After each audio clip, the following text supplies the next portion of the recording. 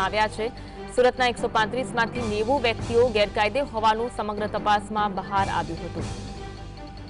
ગુજરાત પોલીસના ઇતિહાસનું પહેલું આ રિપોર્ટ મેગા ઓપરેશન છે।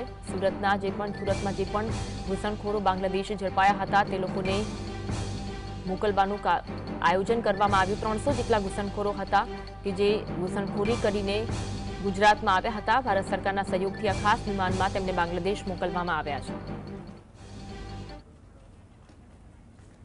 આજ અંગે વધુ વાત કરીશું। સંવાદદાતા સાહિસ ફોનલાઈન પર જોડાયા છે। સાહિસ, સુરતમાં જે પણ બાંગ્લાદેશી ઘૂસણખોરો ઝડપાયા હતા તેમને મોકલવાનું આયોજન કરવામાં આવ્યું છે, અપડેટ જણાવશો।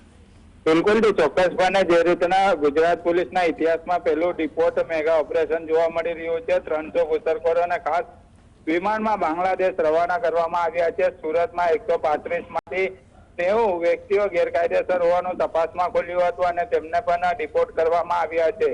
અમેરિકાની સ્ટાઇલમાં ગુજરાત પોલીસના ઇતિહાસનો પહેલું રિપોર્ટ મેગા ઓપરેશન જોવા મળી રહ્યું છે। ગેરકાયદે હોવાની ખરાઈ બાદ 1 થી વધુ તબક્કા મિશન હાથ ધરવામાં આવ્યું હતું। એટલું જ નહીં પરંતુ અરગતલ્લામાં એરફાઇટ ઉતારી વાહન બાંગ્લાદેશ છોડી દેવામાં આવ્યા હતા અને જે રીતના સરકારના આદેશ બાદ સુરત શહેર પોલીસની ટીમો દ્વારા બાંગ્લાદેશીઓને પકડી પાડવામાં આવ્યા હતા। ત્યારે તેમને 134 માંથી 90 બાંગ્લાદેશીઓને ડિપોર્ટ કરવાની કામગીરી કરવામાં આવી છે। જી, હજુ પણ ઓપરેશન યથાવત હોવાની માહિતી મળી રહી છે। કયા કયા વિસ્તારમાં તપાસ થઈ રહી છે?